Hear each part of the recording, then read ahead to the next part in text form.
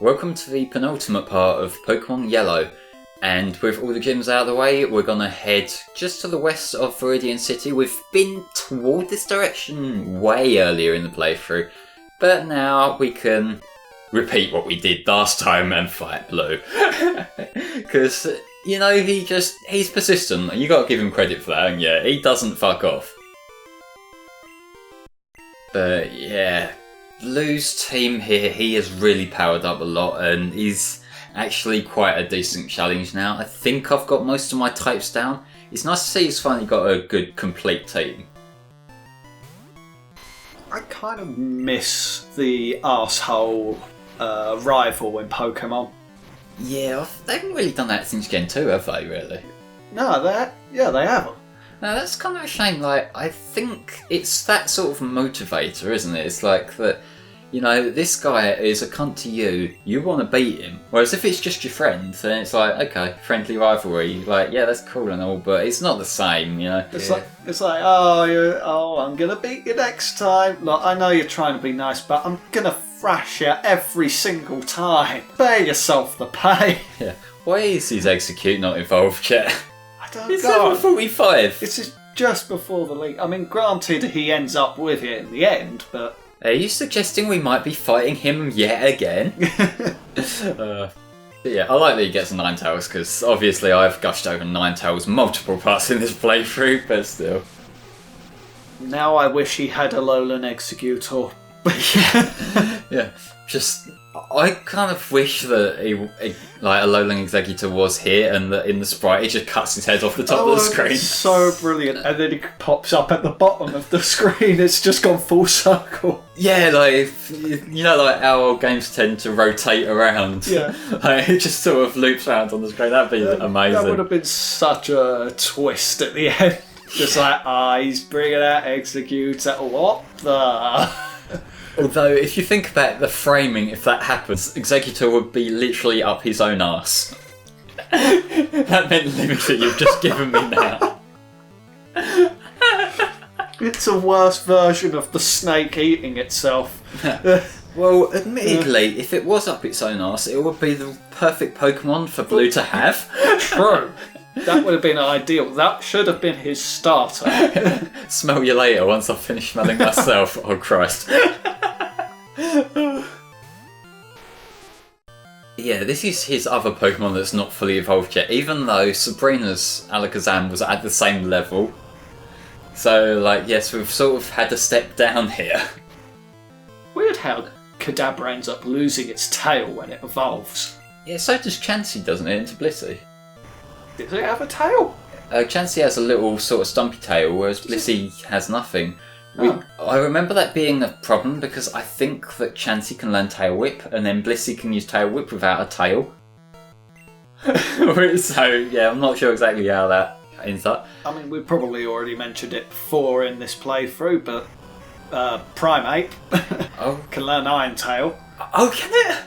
Oh, yeah, it can, can't it? There's a quote from that Poké Park game on the Wii, I think. Oh, yeah, I remember hearing about that. Yeah, he says, I know Iron Tail, but I don't have a tail. Do you know what that means? Oh. What are you with him? He's actually got a prosthetic tail that he attaches on, I bet. Yeah, that's definitely above compared to what I was thinking, but still. Hey, how does it work for the female? Yes, it's a trap. What, every single one? Every single female Primeape is a trap. You heard it here first. No wonder Primeape is pissed off all the time. It can't find a mate.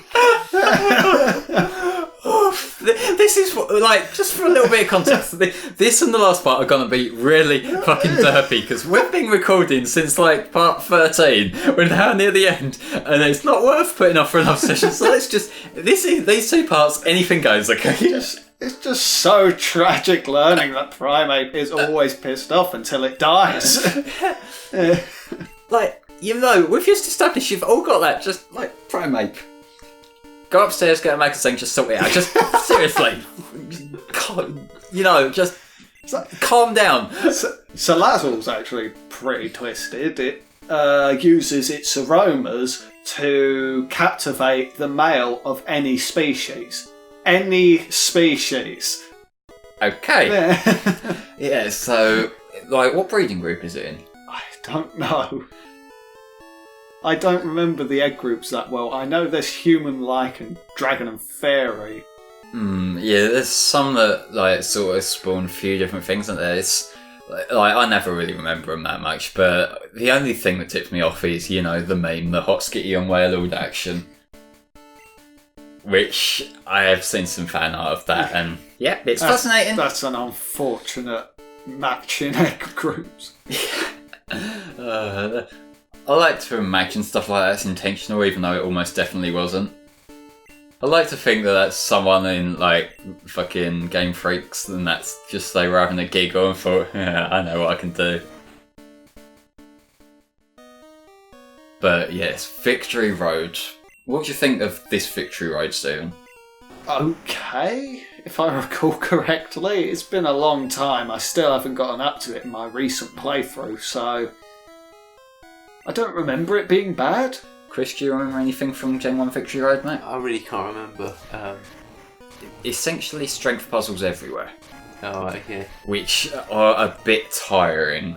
Like, they're not really difficult strength puzzles. Like, I used a guide here just so I could get the most efficient route down for the sake of the playthrough and whatnot, but, like, it's... I can take it or leave it. It's useful to have repels, because, you know, last thing you want to do when you're thinking through a puzzle is just have, like, Pokemon pop up and put you off.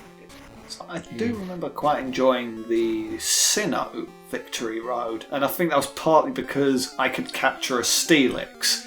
I can't remember the Sinnoh ones, honestly. I don't remember it too well, but I don't remember being irritated.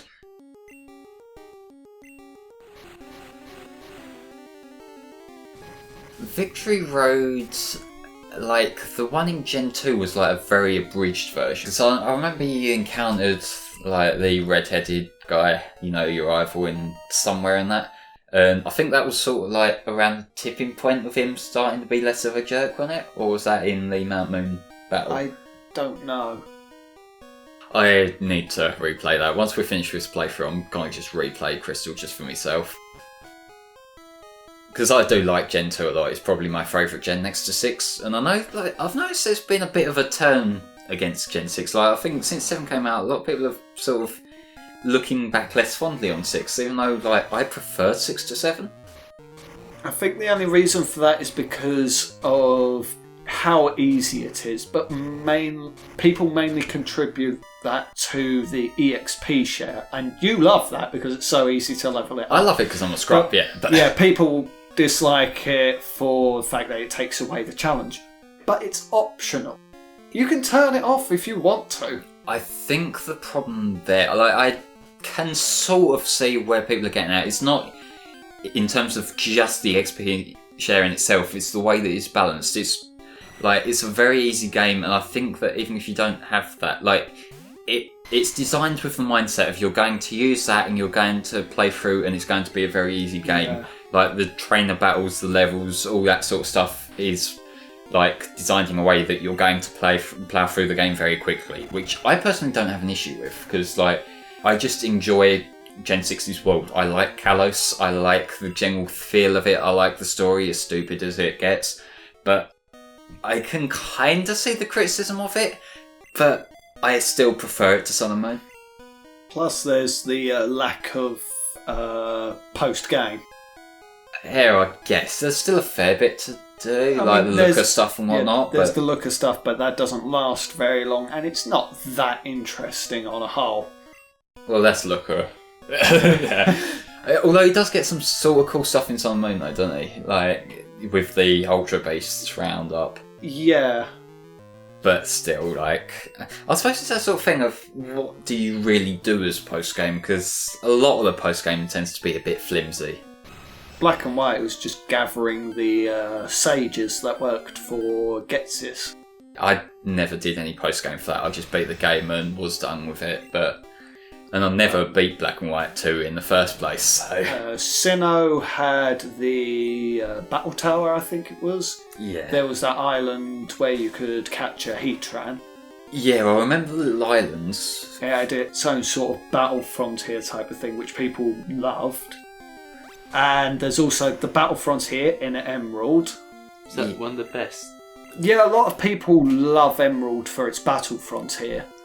See, I don't really care much for the battles facilities. I just kind of think that they seem like things that are more time wasters than something you'd invest time into. But yeah, like that's a weird one. Like, I'm trying to think. There's ones that are properly fleshed out. Like the Delta episode has some problems, but I kind of like what that does. That's the only one that's really coming to mind for me. Yeah, I can't remember a lot of other types of post-game that do that. Plus, Delta episode brought about Deoxys no longer being an event Pokemon. Yeah, that's good. The more of them that we can get actually in the games, the better in my eyes. But yeah, we just caught Moltres because, like, you know, they didn't really have anywhere to put Moltres in this game, so they just dumped him in Victory Road. In Fire and Leaf Green, they put him in one of the Sevite Islands. Like, he was in one of the northmost islands, and you'd go and get him there. Which, I suppose it sort of makes more sense for him to have his own little hangout rather than just dumped in. Because he does feel like just thrown in here, really, doesn't he? It's like, really, this suggests that Blue went through here and ignored Moltres completely. Pretty much, yeah. Like, it's like, you idiot, I've got a legendary on my team now. No, I've got 3 legendaries on my team now. I've got the entire elemental trio here. You could have caught one of them. In fact, you went through Seafoam Island. You could have caught Articuno. Well, to be fair, Seafoam Islands, you can skip that entirely. True. I doubt he would have gone that long way round. Well, I mean, once you got Fly, it's quicker to get to Cinnabar. Just fly to Pallet and then surf south. Yeah, fair point. Like, Seafoam Islands is completely optional. Same with Power Plant.